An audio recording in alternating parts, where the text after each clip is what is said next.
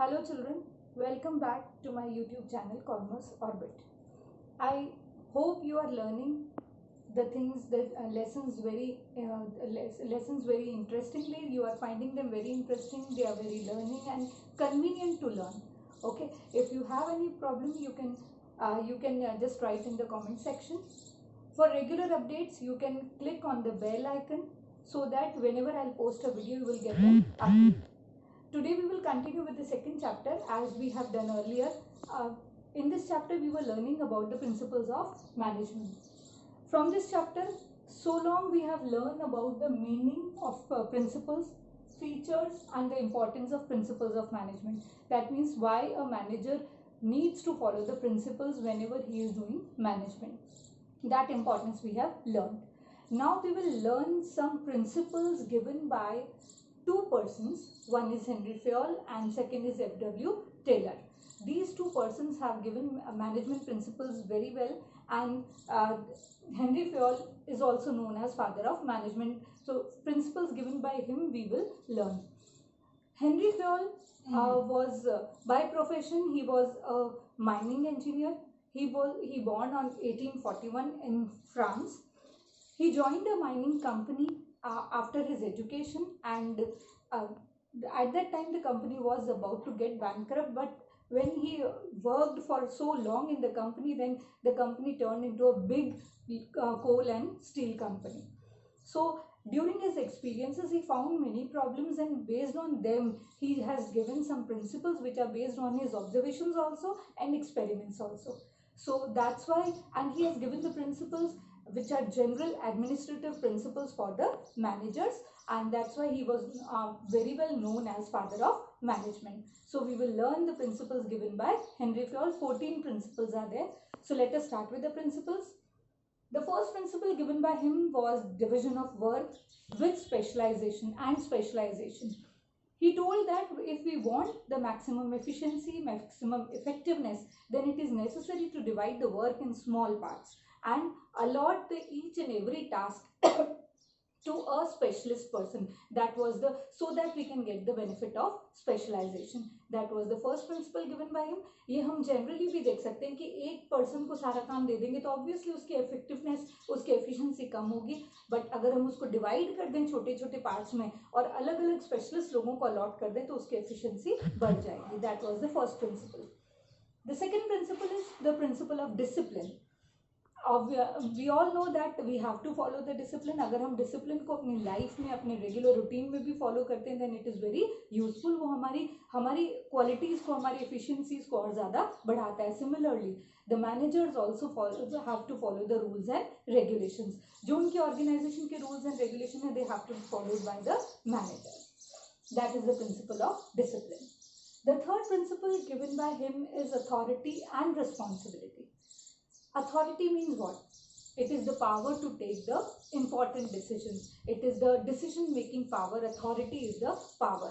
And responsibility is the obligation which we are giving to the person कि वो काम करे हमारे लिए. That is the responsibility.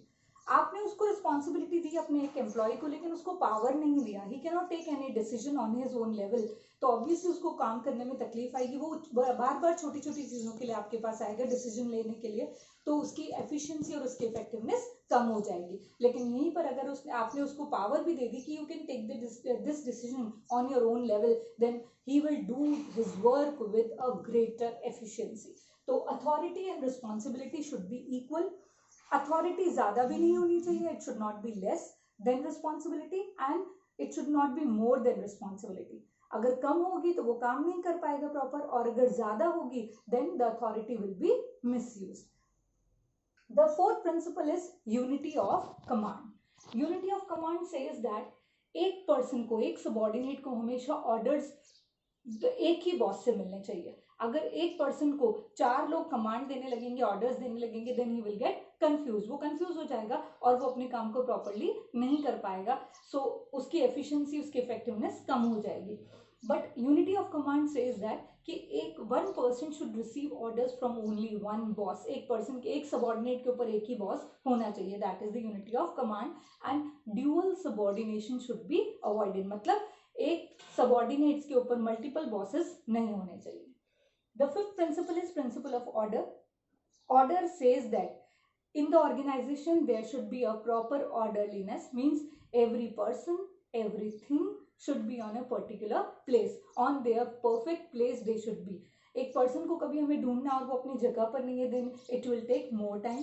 कोई चीज़ हम ढूंढने गए और हमें वो उसकी जगह पर नहीं मिली तो ऑब्वियसली उससे हमारा टाइम एफर्ट्स खराब होते हैं. तो अगर हम चाहते हैं कि सब चीज़ें टाइमली हो, प्रॉपरली हो, वेस्टेज ऑफ एफर्ट्स नहीं हो, then always the things and the person should be on the proper places. Then comes the principle of remuneration. Remuneration means employees को उनकी काबिलियत, उनकी कॉम्पिटेंस, उनकी स्किल्स, एबिलिटीज के अकॉर्डिंग उनको सैलरी देना. जो जितना काम कर रहा है उसको उतनी प्रॉपर सैलरी देना. That is the remuneration to employees. Remuneration जब भी हम दें, there should be no biasness. हम वहाँ पर कभी भी बायसनेस नहीं होनी चाहिए. जितना एक ने, दो ने बराबर काम किया लेकिन एक को कम रेम्यूनरेशन और एक को ज़्यादा, that should not be there. लेकिन उसके लिए हमें ये सोचना है the remuneration should be in the paying capacity of the company. Company जितना पे कर सकती है उतना ही रेम्यूनरेशन दे पाएगी. तो it should be on the both sides कि एम्प्लॉयज़ को प्रॉपर रेम्यूनरेशन मिले ताकि वो अपना एक फेयर लिविंग स्टैंडर्ड मेंटेन कर सकें, और and on the other hand it should be in the paying capacity of the company. The seventh principle says that principle of equity. Equity means equal treatment, justifiable treatment, equitable treatment to the employees. Employees को कभी भी हमें biased होके treat नहीं करना है कि religion के basis पे, caste के basis पे, gender के basis पे. There should be no biasness towards the treatment of employees. Employees को हमें सभी को बराबर treat करना है, equal रखना है, कोई भी favoritism की ज़रूरत नहीं होनी चाहिए. That is the principle of equity. The next principle is, eighth principle is unity of direction. जो भी जितने भी मैनेजर्स हैं, जितने भी एम्प्लॉयज़ हैं, they should all move in a common direction towards the achievement of organizational goals. सबको अपने अपने अलग अलग गोल्स की तरफ नहीं जाना है. Every plan, one plan should have a one boss, one head and one plan. Means एक आप unity of direction means one head and one plan. आपको सारे लोगों का एक ही कॉमन गोल होना चाहिए. Everybody should move in a common direction. That is unity of direction. सबको मिलके एक ही इंटीग्रेटेड गोल को अचीव करने के लिए एफर्ट्स करने हैं. The next principle, ninth principle, is subordination of individual interest to general interest. Okay, this principle says that according to Henry Fayol, this principle says that the individual interest of every employee, every personnel should be on the second priority, and the general interest or the organizational interest should be on the first priority. आपको अपना फायदा second priority पे रखना है, लेकिन organisation का benefit हमेशा first priority पे रखना है. This is the subordination of individual interest to general interest. अगर आप एक ऑर्गेनाइजेशन में काम करें तो ऑब्वियसली आपको ऑर्गेनाइजेशन के बेनिफिट्स के लिए पहले सोचना है, and then next you have to think for your benefits. The 10th principle, centralization and decentralization. According to Fayol, this principle says that कि every organization, हर organization ना तो completely centralized हो सकती है और ना ही completely decentralized. Centralized means सारी decision making power एक जगह आ जाना या कुछ लोगों के हाथ में आना, दैट इज सेंट्रलाइजेशन. लेकिन डिसेंट्रलाइजेशन कहता है कि the decision making power should be distributed among the different levels पे उसको डिस्ट्रीब्यूट करना है. लेकिन फिर भी कभी भी आपको अगर प्रॉपर एफिशिएंसी चाहिए तो कुछ डिसीजंस जो आप अपने लेवल पे ले सकते हैं वहां तक आपको पावर्स डिस्ट्रीब्यूट कर देनी चाहिए. लेकिन कुछ पावर्स जो ऑर्गेनाइजेशन के लिए बहुत ही इंपॉर्टेंट मैटर रखते हैं वो डिसीजंस जो टॉप लेवल मैनेजमेंट है वही लेगा. मतलब ना तो आप सारे डिसीजंस को डिस्ट्रीब्यूट करोगे, ना ही सारी अथॉरिटी को डिस्ट्रीब्यूट करोगे, और ना ही सारी अथॉरिटी को कॉन्सेंट्रेट करोगे. तो मीन्स आपको ना तो पूरा सेंट्रलाइज्ड होना है और ना ही पूरा डिसेंट्रलाइज्ड. दोनों चीजें आपको साइमल्टेनियसली चलानी है. 11th principle, stability of personnel. ये प्रिंसिपल कहता है कि अगर आपने एक एम्प्लॉय को रखा कुछ महीने 2 महीने उसको रखा, फिर निकाल दिया, फिर आपने दूसरा रखा, फिर उसको 2-3 महीने में निकाल दिया, तो ऑब्वियसली वो एम्प्लॉयज को चांस ही नहीं मिला अपनी परफॉर्मेंस शो करने का.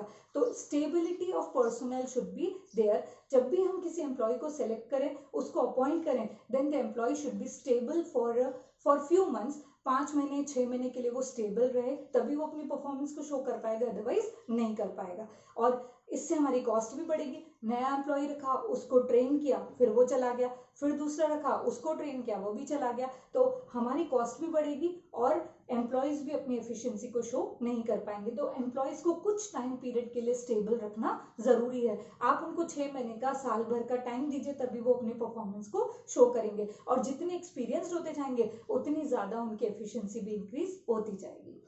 The 12th principle says this principle of initiative. हमेशा एम्प्लॉयज को मोटिवेट करना कि वो इनिशिएटिव ले, कुछ नया करें, अपने सजेशंस दें, ये हमेशा एक ऑर्गेनाइजेशन या एक मैनेजर को करवाना आना चाहिए। आपको पता होना चाहिए, आपको अपने यहाँ सजेशन बॉक्स रखना चाहिए, आपको कंटिन्यूसली एम्प्लॉयज से पूछते रहना चाहिए कि what they feel, what are their suggestions, उनको डिसीजंस में इन्वॉल्व करना और हमेशा उनको मोटिवेट करना कि वो कुछ नई चीजें, नए आइडियाज आपके पास लेकर आए। That is the principle of initiative. The 13th principle of Henry Fayol is Esprit de Corps. Esprit de Corps says that it is related to cooperation and harmony. अगर एक organization better results चाहती है, then always there should be cooperation, there should be unity, there should be harmony. Management, employees, सभी employees के बीच में cooperation और harmony होना जरूरी है। मैनेजर्स को अपने कॉन्वर्सेशंस में आई का यूज नहीं करके वी का यूज करना है। In every conversation they must say that we are a team, they should take everybody as a team and complete cooperation and coordination should be there. The last principle of Henry Fayol says that is the scalar chain. Scalar chain, exactly, it is a chain of communication. मतलब आपको hierarchy के according communication को follow करना है। Suppose एक person है, ये दो टीम्स हैं अलग अलग, this is the highest authority person and these are the team members below him.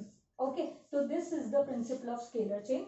अगर आपको यहाँ से इस पर्सन को इससे कम्युनिकेट करना है, then he has to communicate to him, then he will do it to him and then the communication passes to the highest authority. आप सीधे यहाँ से स्किप करके यहाँ पर नहीं जा सकते, आपको particular chain of communication follow करनी है, because these are the different levels of authority. अपने बॉस को स्किप करके उसके बॉस के पास पहुंचना, that is not a good thing for management. तो आपको ये चेन फॉलो करनी है, लेकिन इस चेन में एक चीज है, एक शॉर्टर रूट है इन केस ऑफ इमरजेंसी। आप ऐसा कर सकते हैं कि ये दो डिपार्टमेंट्स जिसमें दो पर्सन्स जो सेम लेवल पे हैं, ये सेम लेवल वाले एक दूसरे से कोऑर्डिनेट डायरेक्टली कर सकते हैं, और इस शॉर्टर रूट को हम कहते हैं गैंग प्लैंक। इसको हम कहते हैं गैंग प्लैंक, लेकिन उसके लिए कंडीशन है कि ये दोनों पर्सन को सेम लेवल पे होना जरूरी है। अगर मैनेजर है तो दोनों मैनेजर, दोनों डिपार्टमेंटल इंचार्ज है तो दोनों को डिपार्टमेंटल इंचार्ज होना जरूरी है। तो this is required for gang plan. तो scalar chain is the principle which has to be followed by each and every individual of the organisation. I hope all the 14 principles are clear to everyone, and notes also I will send you in the form of PDF, so you will get the notes from there. Thank you.